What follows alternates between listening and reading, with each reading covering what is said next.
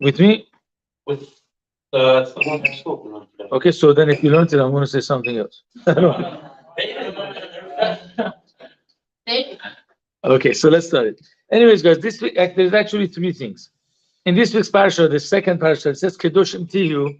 One of the commandments that God gives us, He says, "I want you to be holy." Ki kadosh ani, Hashem Elokechem, I your God is holy too. Now, honestly, it's very unclear. What in the world are you supposed to do to be holy? What am I supposed to do? Learn Torah the whole day? I don't know, fast the whole day? What am I supposed to do? So there's actually different opinions. We're going to know three opinions here. One is obviously the most famous one, or the most known one is the one that Rashi brings, and we see what the other Mefarshim say. Rashi wants to claim, Rashi actually brings a proof to it. Whenever it says kedoshim tihu, to be holy means that a person should be separated from immorality. He says arayot ve'avera, which means immorality or any sins. And the Mefarshim said Rashi doesn't mean all the sins in the Torah. It means the sins that might bring you to immorality. What's the proof of Rashi? Rashi says because any time that you find prohibition against certain marriages, the Torah says you have to be holy. For example, we have Parshat Emor next week, that it says that a Kohen cannot get married to Isha Zona V'Chalala, to a woman who's immoral, or to a woman that was born from a forbidden marriage to a Kohen. For example, if a Kohen marries a divorcee, the child is not a Kohen, it's called a Chalala.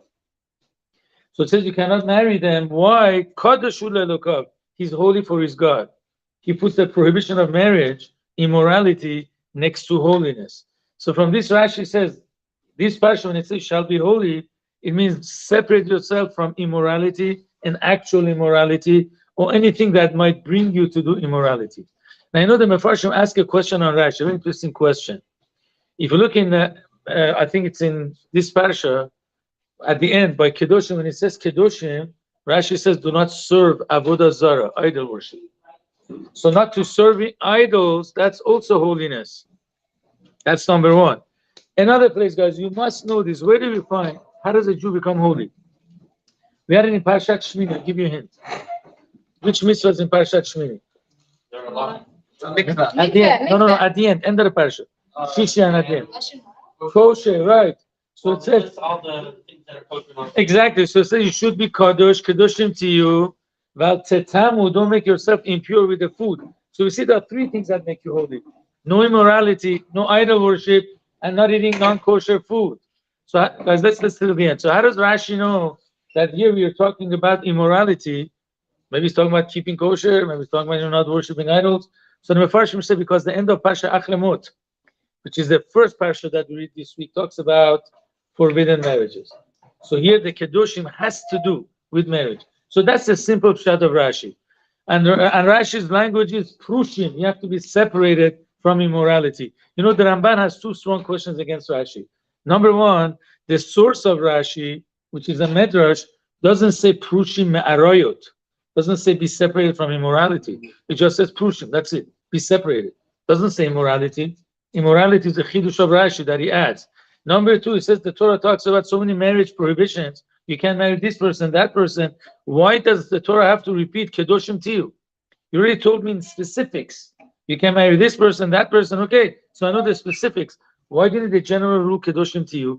So because of these two questions, and mainly from the Medrash, that it says kedoshim means prushim, the Ramban learns do not indulge even in things that are permissible. We're not talking about prohibitions. Things that Torah allows. For example, drinking kosher wine. Nothing wrong with that.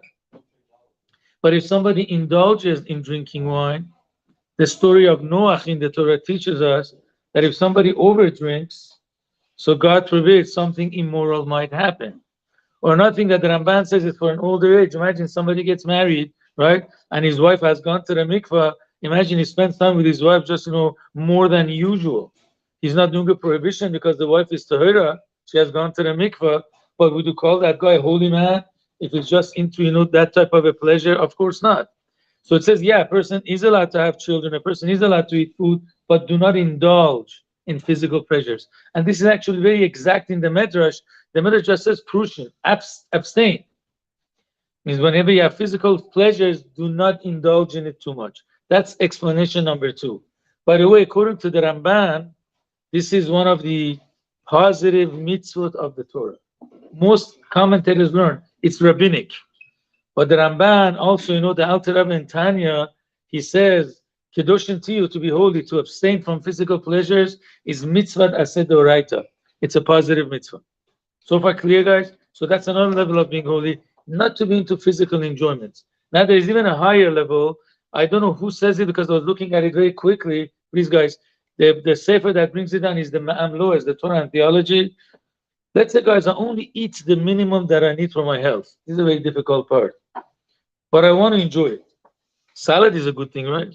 But I'm going to put salt and pepper, and I want to put, I don't know, lemon juice and this and that. So it's going to taste awesome, like Gan Eden, right? That's what some people say. So again, he's there for he's not indulging. He's eating what is needed for his health, but he wants to enjoy it super. That's what it means, kedoshim tiyu. Even the physical things that you do, don't do it out of pleasure, but because you got to do it, right? Everybody has to go to the bathroom, right? Sometimes, but you make a big scene. Hey, I'm going to the bathroom. Nobody does that, do it quietly. So when it comes to physical pleasure, it's not have to make a big deal. Hey, I'm enjoying myself. It's okay. So it says you should do l'shem shamayim. It's a very difficult thing. When we were in yeshiva, so we had a teacher that he said, "How dare you have your cereal with sugar?" That's the first pleasure. It made us feel so guilty. For years, we couldn't touch sugar, not because we're holy people. They put it in our mind. But again, it was something very, very true. We are not here to follow, okay, you enjoy. But we're not here to look for it. That's the third level of kedusha, kedoshim tiyu, that we actually go after physical things because the body needs it. Not that we go after the pleasure, even if you only use what's needed for us. There's a story with the Baba Sali. He was a very interesting person. Very holy. Baba Sali, very, very holy person. I mean, he was tremendously in a very, very high level. So, whenever somebody had a simcha, he would tell them, you got to bring meat, make l'chaim. So somebody, a baby boy, and he gave the good news to Baba Sali. So Baba Sali says, okay, you got to bring meat. I don't know if they shechter, they bought meat, and they made, kebab or something, whatever it was. So Baba Sali did not eat. So the guy says, if Baba Sali doesn't eat, I'm not going to eat either. That's what the father said. So now Baba Sali had to eat. So he had a secretary, his last name was Crispin, I think the last name. He said Baba Sali took one piece of meat, and he was chewing on the same piece of meat for 45 minutes, just for the guy to think that he's eating. I was saying he was the type of a guy that he wasn't after, eating too much. So again, it's not an easy thing. Obviously, we start from the first level. As Rashi says, we got to separate ourselves from immorality. That's a must, that's a halacha. Then hopefully, as we grow in spirituality, we don't indulge in physical pleasures. And then also afterwards, we just don't go after the pleasure of things, which the body actually needs it, not for indulgence. I hope it was okay, guys. Sorry, it seemed too religious. I don't look too religious, but I spoke very religious.